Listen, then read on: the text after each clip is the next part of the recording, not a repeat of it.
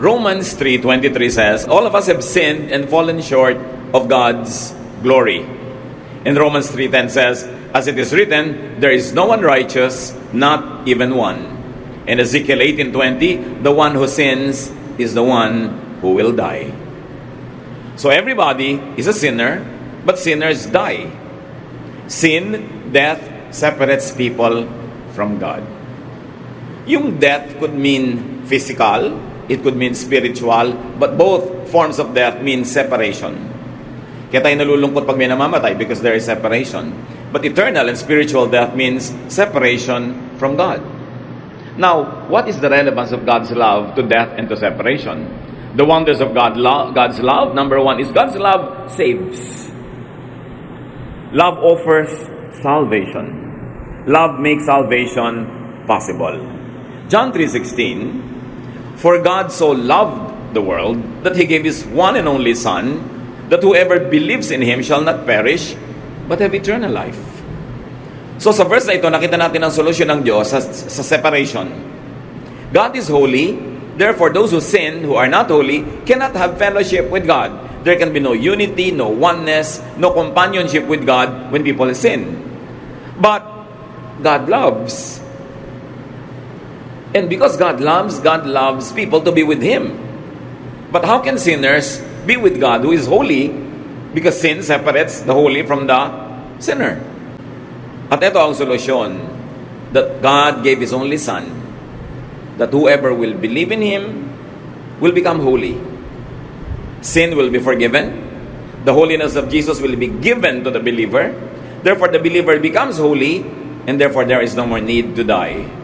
God's love offers salvation from sin, and God's love makes salvation from sin available in and through Jesus. That's why Jesus is Lord of love.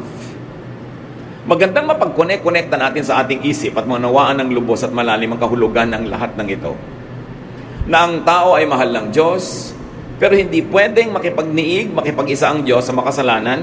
So ang ginawa niya sa kanyang pagmamahal ay pinadala niya ang kanyang anak na si Jesus, na sa pamamagitan ni Jesus ang mananalig sa kanya ay magiging banal, therefore na-solve ang problem. People who believe in Jesus become legally holy, though actually are not. Sa totoong buhay, sa pang-araw-araw na buhay, walang banal. Kahit pa na born again ka na, kahit tumanggap ka na kay Jesus, araw-araw nagkakasala ka pa rin. Pero sa tingin ng langit, hindi ka na nagkakasala pang muli, kasi yun nga ang binayaran ni Jesus. Binayaran ni Jesus yung kasalanang nagawa na, ginagawa at gagawin pa. Ang laging takot ng iba sa teaching na yan, baka daw abusuhin ng iba. No person who truly receives the love and forgiveness of God will ever use that love as a license to deliberately live in sin. That is impossible. Kaya huwag tayong sobrang mag-alala, ma-underestimate natin ang power ng Holy Spirit to convict, at yun ding conviction ng mga tao to live a righteous life. Kaya iba ayaw nila nagtuturo ng salvation which is eternal because they're afraid that it might be abused. Huwag nating i-underestimate ang pananalig ng tao, katapatan ng tao, at ang power ng Holy Spirit to convict. Love is so wonderful that it makes us sinners holy in the eyes of God. Parang yung mga magulang, kung minsan makikita mo, sobrang mali na nga yung anak, pero naiunawaan pa niya, dinajustify pa. Kasi yung anak ko na yan, nung maliit yan nauntog yan kaya nagkaganyan. May mga justification. Yung anak ko kasi na yan, medyo napabayaan ko nung maliit ako, hindi ko naalagaan, kaya naging ganyan. Kahit ang daming ginagawang mali ngayon, ayaw sasabihin yung anak. Tao pa tayo, at pag-ibig lang ng tao, sa anak ng tao yon. Ano pa yung pag-ibig ng Diyos? Through Jesus, that can justify sinners. At hindi naman naging libre, may bayad. Ang nagbayad ay ang anak ng Panginoong natin sa langit, si Jesus mismo. That's why that alone makes love very wonderful. Napapaganda ng pag-ibig yung hindi maganda. Napapalinis yung hindi malinis. That's why sa tingin ng Diyos, ang mga tumanggap kay Jesus ay malinis, banal. Not because we really are, but because the love of Jesus makes us holy and acceptable to God. Another wonder of love is that love identifies God's children. Maraming mga pagtatangka ang mga tao sa buong panahon kung paano maipapakilala nila na sila'y maka-Diyos. May mga dinadaan yan sa diet, kung anong kinakain nila at hindi. May dinadaan yan sa anong isinusuot at hindi. Yung iba, dinadaan pa nga nila kung anong version ng Bible ang ginagamit nila. May dinadaan yan sa kung anong uri ng bautismo ang pinapractice nila, etc., etc. But 1 John 4:7 and 8 says, "Dear friends, let us love one another, for love comes from God. Everyone who loves has been born of God and knows God. Whoever does not love does not know God, because God is love." Para dito sa 1 John 4:7 and 8, ang tunay na pagkakakilanlan ng anak ng Diyos ay kung siya ay marunong magmahal.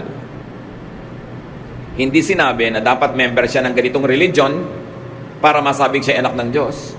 Hindi sinabing dapat ganito ang kanyang congregation, ganito ang kanyang religious practice. Sinabi niya, sino mang marunong umibig ay nakakakilala sa Diyos.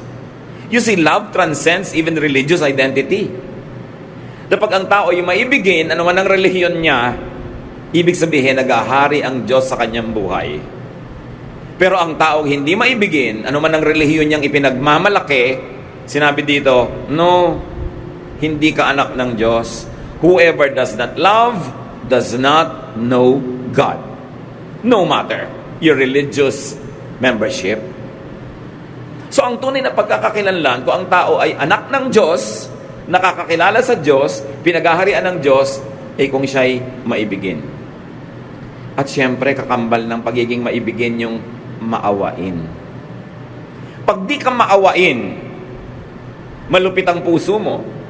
Natutuwa ka pag may nagdurusa, lalo ang nagdurusa sa tingin mo makasalanan. Sasabihin mo, dapat nga, buti nga sa kanya kasi makasalanan siya. Yan ang palo sa kanya ng Diyos. Yung may lihim kang tuwa, magduda ka kung anak ka ng Diyos. Hindi kailangan pagdudahan na relihiyoso ka. Surely religious ka, pero anak ka ba ng Diyos? Basahin muli natin ang 1 John 4:7 and 8. Kasi ito palang pamantayan na. Let us love one another, for love comes from God. Everyone who loves has been born of God. Di ba kailangan, you must be born again. Pinagtuturo natin yan, John 3:3. Unless a man is born again, he cannot see the kingdom of God. So akala natin, yung pagiging born again, yung mananalangin ka, hihingi ka ng tawad sa kasalanan mo, tatanggapin mo si Jesus. Yes, it is a way, a method to be born again. But 1 John 4:7 and 8 tells us that he who loves has been born of God. Yung umiibig, maibigin, maawain, matulungin, born again yun. Kahit hindi technically ginawa niya yung religious formula, kahit hindi siya umaten ng religious rally, hindi siya umaten ng evangelism class, maibigin siya, that person is born of God. And that person knows God. Not necessarily that that person is religious. It is not necessarily that that person knows all the necessary verses, because love is the best verse. Sa niya, those that love know God. Whoever does not love does not know God. Sorry na lang, kung hindi ka maibigin, kahit anong rank mo sa religion, kahit gaano katagal ka na, kahit daming verses mong alam, sinasabi ng verses na ito, hindi mo kilala ang Diyos. Kasi ang tunay na nakakakilala sa Diyos ay maibigin. At ang tunay na maibigin ay kilala ng Diyos. Yun ang mas importante. Nakilala ka ng Diyos na anak kanya. Sabi niya, why? Because God is love. Hindi sinabing God is religion, God is diet, God is baptism. Sabi, God is love. Love also identifies Jesus' true followers. John 13:35, sabi ni Jesus, if you love each other, everyone will know that you are my disciples. Dapat pag may sabing, alam mo, nagmamahalan yung mga yan, ay, born again nga. Ay, they really know God. Maka-Diyos nga. Follower nga ni Jesus. Dahil yun ang ID ng mga follower ni Jesus. Hindi haba ng buhok, hindi haba ng laylayan ng damit. Ang ID ng mga follower ni Jesus, pag-ibig. Not religious membership, not looks, not even activities. In other words, love confirms salvation. Merong mga nagtatanong, paano ko ba mapapatunayan na na-born again na nga ako? Na na-save na nga ako? Maibigin ka na ba? Yung bang dating hindi mo maibig ay natututunan mo na unti-unti, kahit unti-unti, pero dapat may asenso na namamahal. Ang pagmamahal ay hindi laging emotion. When you are committed to somebody's well-being, hindi kailangan maging emotionally involved ka sa kanya. Ibig sabihin, mahal mo siya. Dahil gusto mo yung makakabuti para sa kanya. Love shows the extent of salvation. Love shows how much one is forgiven. Love shows how much one experiences the love of God. Mas nakadama ng pag-ibig ng Diyos, mas nakakapagpadama ng pag-ibig sa kapwa. Lack of love does not mean incomplete salvation. Kasi kung minsan may mga, sabi nila, saved ako, tumanggap na ako kay Jesus, pero kulang na kulang pa rin sa pag-ibig, it could only mean the extent of incompleteness of experiencing God's love. Therefore, it's also the extent of incompleteness to love others. Hindi pa lang niya lubos na hinahayaan ng Espiritu ng Diyos na maghari sa kanyang buhay para siya maging maibigin. Minsan may mga bagong-bagong nakakakilala sa Panginoon in honeymoon period with the Lord. Very loving, very nice, very good. Pero later on, tumitigas uli ang puso. Nagiging makasarili na naman. That's why we have to renew our commitment to God day by day. Hindi pwedeng week by week, month by month, year by year. Kailangan kada araw. Sinasariwa mo kung sino ka, ano ang relasyon mo sa Diyos. Parang naghahari sa ating buhay ay pag-ibig. Pagmamahal. Kasi ang tao nagmamahal, merong ibang ligaya, merong ibang sigla, merong ibang lakas. At itong pagmamahal natin sa Diyos, na pinakamabuting maipakita sa pamamagitan ng pagmamahal sa kapwa-tao, ito talaga ang nagbibigay sa atin ng iba yung lakas na espiritual. Kaya nga kung minsan, yung mas malinaw na galing sa makasalanang buhay, yung mas malalim ang pinaghugutan na dilim, yun ang nagiging mas maibigin sa Diyos at sa kapwa pag nakakilala na sa Panginoon. Kasi yung mga hindi masyadong obvious na nagkasala, may natitira pang self-righteousness sa kanila eh. Sasabihin na, hindi naman malaki ang naging kasalanan ko. Hindi naman ako talagang katulad ng iba dyan, ang laki-laki ng kasalanan. Ang nagiging bunga tuloy, may natitirang yabang sa katawan at hindi lubos na nagiging maibigin. Kasi iniisip, wala naman ako masyadong utang sa Diyos o utang sa humanity. Kaya yung babaeng sobrang obvious na makasalanan nung nakararap naman ng pagpapatawad ng Diyos, lalong naging obvious ang pagmamahal niya kay Jesus, undoubtedly sa kanyang kapwa. Kaya ang sabi ni Jesus sa Luke 7:47, "So I tell you that all her sins are forgiven. And that is why she has shown great love.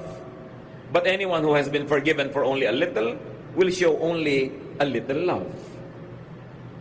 Itong babae kasing ito, binasag niya ang napakamahal niyang pabango. Meron kasi mga alabaster jars nung araw na para matanggal mo yung laman na pabango sa loob, kailangan mong basagin. Wala namang roskas. Wala namang tapon na pangsara.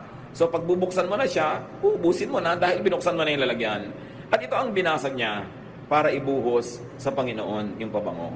Ang mahal-mahal, ang bango-bangong halimuyak. At nagtataka yung mga tao, sabi nila, kung talagang propeta tong Jesus na to, dapat alam niyang masamang babae itong humihipo sa kanya, iiyak-iyak dito, nagmiminisa sa kanya. At sabi ni Lord, bakit niyo tinitingnan? Kaya ganyan siyang magmahal sa akin. Sobra siyang makasalanan. Ang laki ng patawad na tinanggap niya, kaya ganoon din siya kalaki na magmahal. Eh kayo, inaakala nyo, hindi naman kayo masyadong makasalanan, kaya heto, dumating ako dito, hindi nyo ako binigyan ng tubig panghugas ng paa ko. Hindi nyo na ako binigyan kahit mumurahing pabango to anoint me. Hindi nyo ako pinapansin dito.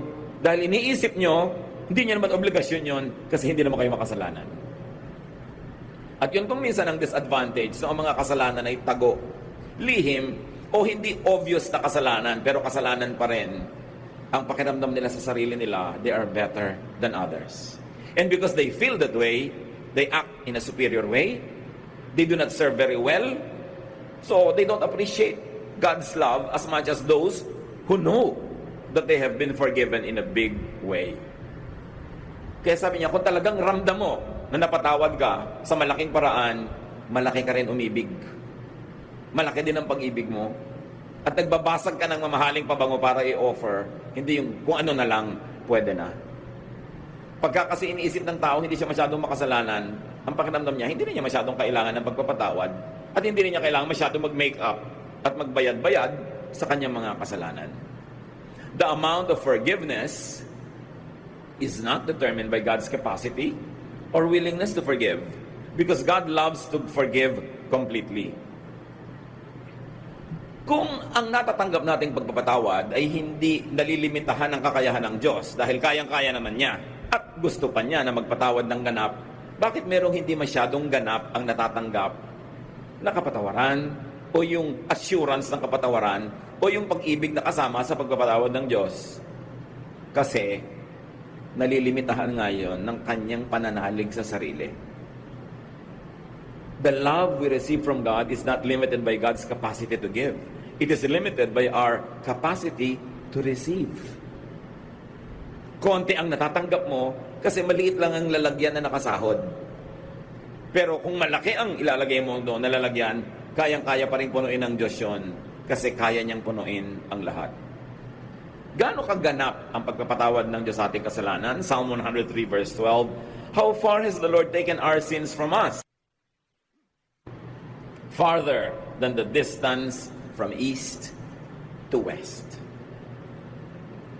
At gaano kalayo ang silangan sa kanluran o yung dulo ng silangan sa dulo ng kanluran. Whatever that means to every generation, it only means one thing. Ang layo, layo, layo, layo noon. Hindi yun pwedeng magkadikit o magkalapit. At ganun daw kalayo, inilayo ng Diyos sa atin ang ating kasalanan nung tayo'y pinatawad. Kaya pandaraya ng kaaway, pagka ikaw ay tumanggap na sa Panginoon, nagsisi ka na, humingi ka na ng tawad, tapos inuusig ka pa rin ang budhi mo pagkatapos. Hindi mo natanggap ng buong buo yung benefit ng pagpapatawad. Although tinanggap mo yung buong pagpapatawad. Pero siguro may duda ka pa sa iyong isip. May nagbibigay sa'yo ng duda. Kaya tuloy, hindi mo na-enjoy yung full benefit of your membership in God's family, though you are already a full member because you have been forgiven. Kaya ang unang pandaraya ng kaaway sa atin ay tigasan ng ating puso, takpan ng ating mata at tenga, ilayo tayong makarinig ng mensahe ng kaligtasan sa pamamagitan ni Jesus. At kung hindi napigil ng kaaway na mangyari yon, ang susunod niyang gagawin ay babawasan niya, pipigilan niya na lubos nating maunawaan ang ibig sabihin ng mapatawad. Babawasan niya ang ating peace of mind, dadagdagan niya ating guilt feelings, bibigyan tayo ng mga duda tungkol sa ating salvation. Kasi kung hindi niya maaagaw yung salvation sa atin, aagawin niya yung joy of salvation. Why? Because the devil comes only to steal, kill, and destroy. Ang magagandang bagay na gusto ibigay sa atin ng Panginoon ay pipilitin ng diablong papangitin, sirain, or at least bawasan. Habang maibigin ka ngayon, ang nagiging psychological effect nun sa'yo, mas nararamdaman mo na anak ka ng Diyos. Pero pagka ang pinairal mo, yung hindi mo maibigin na side, doon ka papasukin ng kaaway para bigyan ka ng duda kung saved ka nga o kung blessed ka nga. Doon ka papasukan ng mga duda, doon ka papasukan ng mga fears, mga insecurities. Kaya sabi sa Bible, do not give the devil a foothold. Huwag mong bigyan ng matutungtungan kahit kapraso dahil tutungtong siya doon. At kakapit. At pag hindi ka maibigin, alam niyo sa puso ng tao, merong maibigin na side at merong hindi maibigin na side. Pag ang sinunod mo yung hindi mo maibigin na side, doon ka nagpapapasok kay Satan ng mga influences niya. Kaya yung mga hindi maibigin, mas maraming multo sa buhay yan eh. Mas maraming fears. Mas maraming selfishness. Kahit naman sila gano'n ka-selfish, hindi pa rin sila masatisfy sa selfishness nila, palala lang ng palala. That's why do not give the devil a foothold. And one of the best ways to not give the devil a foothold is to exercise love instead of hate. To be loving instead of unloving. Kasi pwede mong pagpilian, kapatid, at any day, any moment, kung alin sa yung dalawang mukha ang hiharap mo sa tao, yung maibigin o yung hindi. But when you show them your loving face, and when you extend to them your loving arm instead of your punishing arm and hands, when you give them your love instead of your hatred, when you give them your understanding and forgiveness instead of judgment, inuubusan mo ng space si Satan sa iyong puso. Nilalakihan mo yung space for Jesus. At ang resulta nun, mararamdaman mo sa iyong personal life. Mas payapa, mas tahimik, mas nagtitiwala, mas masaya. The amount of forgiveness that we receive is determined by how much people confess and surrender to God. So ang pinagtatapat mo, ang hinihingi mo ng tawad ay ito lang, yun lang ang mararamdaman mo na napapatawad. Kaya dapat kompleto eh. Magsusuko ka sa Diyos buo. A one-half Christian is a one whole lie. It is a one whole nonsense. Kailangan buo. Kaya ang gusto ng Lord laging buo. Sabi niya, huwag niyong asahan na kung nagdadalawang loob kayo, hati ang loob niyo. Para kayong isang dumilang na sinisiklot-siklot ng alon, kung saan kayo hipa ng hangin, doon kayo pupunta. Kung nagdadalawang loob kayo at hati kayo, huwag niyong asahan na mapagpapala kayo ng Diyos. Ang gusto niya, buo. Buuin. At sapagkat hindi tayo perfect, siguro hindi mo laging 100% maibibigay, pero kung 99, 95, 97, bibilangin na yun as buo. Kesa 2, 3, 30, 24. Sobrang daming kulang nun. Kaya magmamahal na lang tayo, sige na, magmahal ka na. Maglilingkod ka, yung best mo. You're going to give your best. Give your alabaster jar of perfume. Hindi yung kung ano-ano lang. Kasi dapat buo. At yung buo lang ang paglapit sa Diyos, ang makakatanggap din ng buong pagpapala. Hindi ka para-kapraso, hindi punit-punit, hindi pilas-pilas, hindi kakaunti. Another wonder of love is that love erases sin. Nabubura ang kasalanan. 1 Peter 4:8. Above all, love each other deeply because love covers over a multitude of sins. The contemporary English version says, love wipes away many sins. But the wonder of this verse is in its Greek original, not in its English translations. Kasi yung Greek rendering of 1 Peter 4:8, parehong pwedeng basahin mo na pag may pag-ibig, nabubura ang mga kasalanan ng nagpatawad at kasalanan ng pinatawad. Pwede mong basahin both ways. Kaya sa English, hindi mo, ang tanong mo kung ikaw ay masuriin mag-aral, okay, love covers over a multitude of sins. Whose sins are covered? Sin ba nung pinatawad at minahal o sin nung nagmahal at nagpatawad? But the Greek rendition could be read both ways. Therefore, that was the intention of the Spirit when the verses were written in Greek. That when you love, your love erases the sin of the object of your love, but it also erases yours. Parehong nakikinabang yung pinapatawad at nagpapatawad, yung umiibig at iniibig. Kaya inuutos sa atin, forgive one another. Because if you do not forgive others, God also won't forgive you. Because if your love or lack of it will not erase other people's sins, there's also no love that will erase your own sin. Kaya napakalaking benepisyo na magmahal. Huwag kang magkwenta. Huwag mo sabihing, nalugi ako sa pagmamahal sa'yo. Nalugi ako sa pagpapatawad sa'yo. Nalugi ako sa paggawa sa'yo ng mabuti. No. Dahil sa iyong pag-ibig, siya at ikaw na umibig ay parehong nakikinabang. Pero siyempre, kung tayo naman yung tumatanggap ng pag-ibig ng kapwa, lalo pagpapatawad ng kapwa, mainam na kahit siya may premyo na sa Diyos, meron pa rin siyang premyo galing sa atin na napatawad at tumanggap ng kanyang pag-ibig. Huwag natin sasabihin, dahil minahal mo ako, tinulungan mo ako, Diyos na ang bahala sa iyo. Dapat, gagawa tayo ng paraan na tayo man magsukli. Pero kung ikaw yung nagbigay, tapos hindi ka nasukli anong tao, ibukas mo ang mata mo sa ibinigay sa iyo ng Diyos. Dahil pati ang iyong mga kasalanan ay nabubura pag nagpapatawad ka at bumubura ng kasalanan ng iba. God's love in and through Jesus covers over and wipes away people's sins. Love for one another covers over and wipes away other people's sins and one's own sins. Ano ang napakalinaw na moral lesson niyan agad, mga kapatid? If you can't be sinless, love all the more. Kung hindi ka makapamuhay ng walang kasalanan, nagkakaroon ka pa ng mga kasalanan, anong ipambubura mo doon? Pag-ibig sa kapwa. Pagmamahal. Kaya mas marami kang hindi malampasan pang kasalanan, hindi mapagtagumpayan, mas sikapin mo maging maibigin, patawad sa kapwa, kasi sa pagbubura mo ng kasalanan nila, dahil minamahal mo sila, pati ang sayo nabubura. Baligtarin yung mga kapatid, kung di kayo marunong magpatawad, ano nangyayari sa mga kasalanan nyo? Di rin napapatawad. Pag hindi kayo marunong magbura ng utang ng iba, ang utang nyo rin hindi nabubura. Kaya sa Matthew chapter 6, ang linaw ng sinabi sa Lord's Prayer, forgive us as we forgive those who sin against us.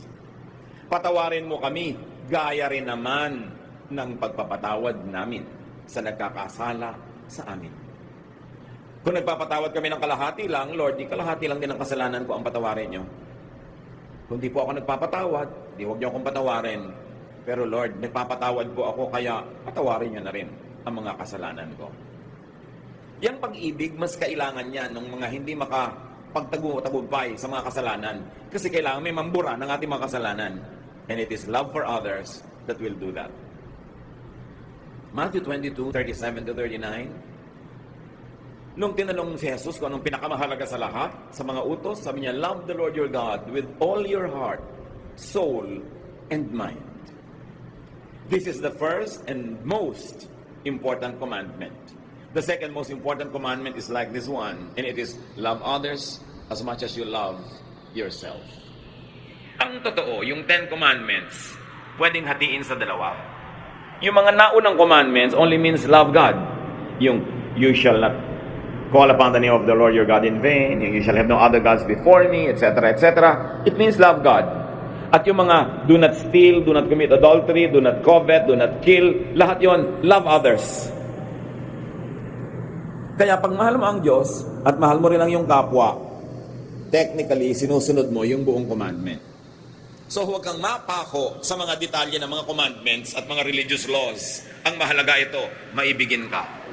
At pag maibigin ka, mapansin mo man o hindi, natutupad mo, nasusunod mo ang kautosan. Kasi ang kautosan nakakalito sa mga detalye.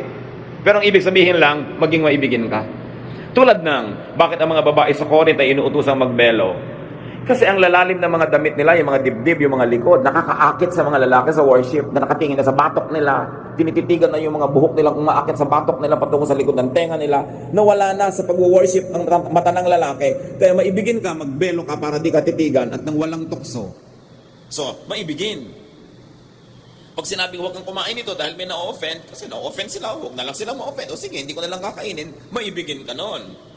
Yung sinabing you shall not covet what is not yours, pag-ibig sa kapwa, kanya yun bakit mo pag-iinteresan? You shall not steal. You shall not commit adultery. Because when you commit adultery, una, hindi mo minamahal ang asawa mo. Pangalawa, hindi mo minamahal yung kapartner mo in crime kasi nagkakasala rin siya. At kung siya may asawa rin, hindi mo minamahal yung asawa niya, inaagawan mo. Kung may mga anak siya, inaagawan mo ng tatay itong mga anak na ito, napunta na sa yung tatay nila. At kung may mga anak ka na malalayo ang loob o ma-offend o mapapabayaan dahil sa iyong pangangalo niya, hindi mo rin minamahal ang mga anak mo. So lahat ng mga utos actually tungkol sa pag-ibig. Ang problema, yung mga iba sobrang naging legalista at relihiyoso. Masunod lang yung mga detalye ng utos kahit hindi na sila maging maibigin. Nabaligtad. Pagka sinabing batuhin niyo ang mga babaeng nangangalo niya hanggang mamatay, anong pag-ibig doon? Because it is meant to be a deterrent. Para matakot ang mga tao, mga niya. Huwag silang mang-agaw ng asawa ng may asawa. Maging tapat sila sa kanilang mga asawa. Pero hindi rin naman nag-work. Wala ring takot yung mga tao. Nababato lang, namamatay lang. Nagkakasala lang tuloy yung mga bumabato dahil nagiging malupit sila. Pero tuloy pa rin naman ang pangangalo niya. Kaya ang sinabi ni Lord, okay, anong pinakamahalagang commandment? Huwag nyo nang isipin yung mga detalye kasi nalilito kayo Sometimes sa pagsunod nyo sa detail, doon kayo nagiging unloving. Kaya ibinalik ni Lord, ito ang commandment, love the Lord your God with all your heart and with all your soul, and love your neighbor as yourself. Huwag kayong magpalito sa interpretation yan. Pag hindi loving, hindi na yan ang law of God. Pag sa pagsunod sa religious regulation, hindi na kayo nagiging loving, nabe-break nyo na yung spirit of the law. Ang sinusunod nyo na lang, the letter of the law. Kaya sabi niya, para walang lituhan, ang lagi mo na lang itanong, is it loving? Pastor, pwede po ba akong umattend ng lamay ng lola ko? Kasi may padasal po sila. Hindi ba? Iba naman yung religion natin. Hindi tayo nagdadasal para sa patay. Loving ba na hindi ka umattend? Apo ka? Hahanapin ka ng mga magulang mo, ng mga tiya mo, ng mga pinsan mo. Loving ba na hindi ka umattend? Eh hindi po, di umattend ka. Alam ka namang natanggal yung salvation mo dahil umattend ka niyan. Yung pong pinsan ko na lumaki kami, kababata ko pa nung araw, tapos ganyan ikakasal. Kaya lang po, iba yung religion nila, kinukuha kong abay. Aabay po ba ako? Eh, iba na ang aking church ngayon. Loving ba na huwag kang sumipot sa kasal ng pinsan mo? Hindi po, kasi magdaramdam siya, kasi gusto niya, nandun ako. Eh, di umattend ka. Natanggal ba yung kaligtasan mo sa pagiging loving mo, umattend ka doon? Yung iba kasi, sa pagiging technical ng religiosity nila, sa pagsunod nila sa mga letra ng mga bawal at hindi bawal, ang nagiging ending, hindi sila loving. Kaya, nilinaw ni Jesus, the most important commandment is to love. And if in the process of loving, you break the letter of the traditions and the laws, then do so, but be loving. Because it is the highest command of all. It is the most important command of all. The best, the highest, and the purest religion is love. Now, no matter how religious you are, how high your religious position or office is, if you are not loving, baliwala ang lahat. At si Pablo mismo, sabi niya sa 1 Corinthians 13:13, "For now there are faith, hope, and love. But of these three, the greatest is love." Greater than faith? Can you imagine that? Greater than hope? And Paul says, the greatest is love. Unahin nyo ang umibig. Huwag niyong unahing maging relihiyoso. Kung ang pagiging relihiyoso, ang ending, di kayo maibigin. So learn and practice to love more.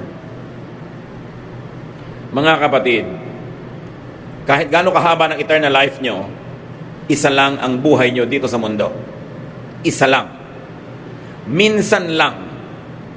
Huwag niyong palampasin na hindi kayo nagmahal at hindi kayo minahal dahil hindi kayo kamahal-mahal. Tulungan niyo naman ang mga tao na mamahal kayo. Huwag niyong gawin ang sarili niyo na hateful. Gawin niyo ang sarili niyong attractive to the power of love. Pag-practice na magmahal. Kung pipili kayo at makakapili kayo ng magmahal at hindi magmahal, piliin nyo magmahal because God is love. Maraming pwedeng approaches. Use the loving approach. And also open up to being love. Payagan nyo ang mga taong mahalin kayo. Kung minsan sa sobrang dala sa buhay, ayaw nang maniwala sa pag-ibig. Ayaw magmukhang nauuto, nabobola. So ayaw na lang tumanggap ng kahit anong uri ng affection. But remember, allow people to love you. May magiging fake siguro. Huwag nyo na lang masyadong payagan kung di kayo sure. Pero hayaan nyo mag-express sa mga tao ng pag-ibig sa inyo, ng pagmamahal. Alam nyo, may mga tao alukin mo, gusto mong kumain, hindi, ayoko. Yung ayaw agad, refuse agad, usually, pride lang yun eh. Ayaw magmukhang interesado, o ayaw magmukhang patay gutom, o kaya, basta ayaw magkaroon ng utang na loob. Ayaw magmukhang may need for others, kaya laging nagre-refuse. At yun ang sinasabi ko, open up yourself to love. Masusuri nyo naman kung ang nag-aalok sa inyo ay mahal palang sumingil later. Pwede nyong iwasan yon. Pero masusuri nyo rin yung talagang affection. Marami mga tatay, hindi nila ino-open yung sarili nila sa love and expressions of love ng kanilang sariling asawa o ng mga anak. Laging kala mo mga monumentong bato. Yung ayaw umiyak, ayaw mag-express ng love. Buti nga ngayon may mga tatay nang nagsasabi ng I love you sa anak. One generation ago, mamatay na lang at magkamatayan. Fathers will never say that. Marami pa nga ngayon na husband hindi masabi sa wife, I love you eh. Yung ang asawa naman, parang halamang tuyot na tuyot, gusto-gustong madilig ng I love you. Love mo ba ako, daddy? Daddy, love mo ba ako? Eh, di ba pinakasalan nga kita? Why, thank you very much. Salamat naman, tatanawin kong utang na loob na pinakasalan mo ko, pero gano'n ba kahirap sabihin sa akin, I love you. So, open up yourself to loving, to being loved, and to being more loving to others. Kasi lahat nakikinabang. Make sure lang na hindi naman fake. Maraming pagmamahal ng manugang. Maraming biyanan, ayaw tumanggap ng pagmamahal ng manugang. Yung mailap, tanggi ng tanggi. Meron din naman ganung manugang. Bakit? Ang iksi-iksi ng buhay. Tanggapin natin ang lahat ng available na love na walang masamang kapalit.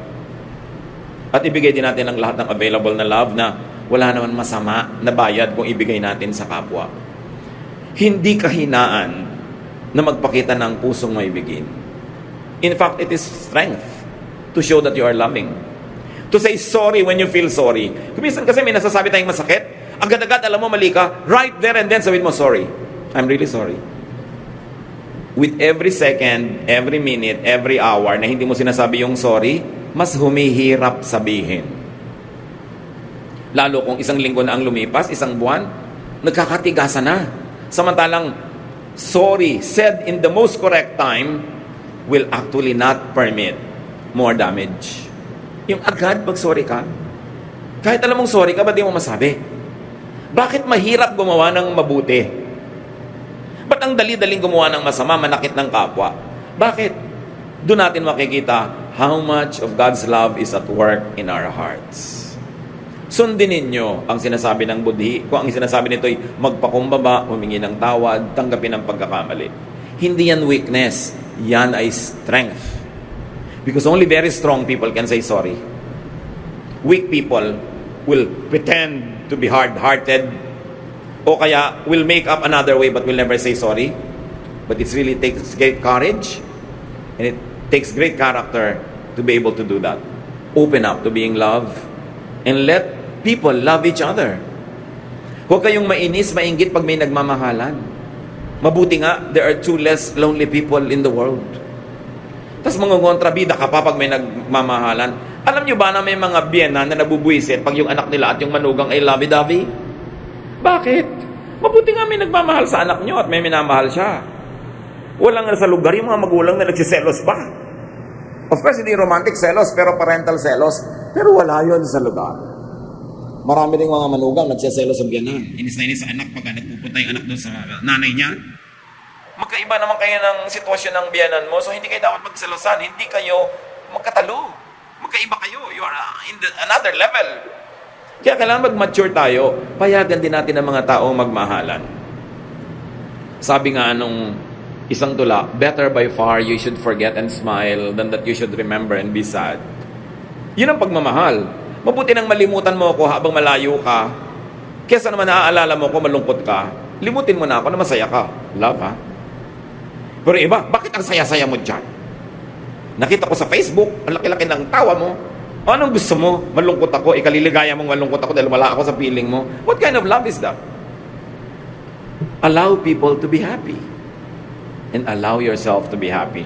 Pero siyempre may hangganan yung asawa mo at hindi mo asawa, magkaiba yun. Dapat hindi ka doon kumukuha ng ligaya sa hindi mo asawa. At huwag mo nang piliting paligayahin yung hindi mo naman asawa. Ang dami namang mapapaligaya, mga ulila dyan. Diba? Mga ibang mga kawawa. Pero ilagay sa lugar, mga kapatid. How much do you love your spouse? Ipagpalagay na 80 o 85%. Ganon din mo ba ina-express or less? Dapat pareho lang. Dapat nga mas mataas pa doon yung rating. Love. Be loved. At tulad ng sinabi ko mga kapatid kanina, help others love you. Bawasan yung mga pangit na ugali. Gawin nating mas masaya tayong kasama, mas mabuting kasama, para madali tayong ibigin. Kasi pag hindi tayo naiibig ng iba, pati sila nagsasuffer, pati sila nalulugi.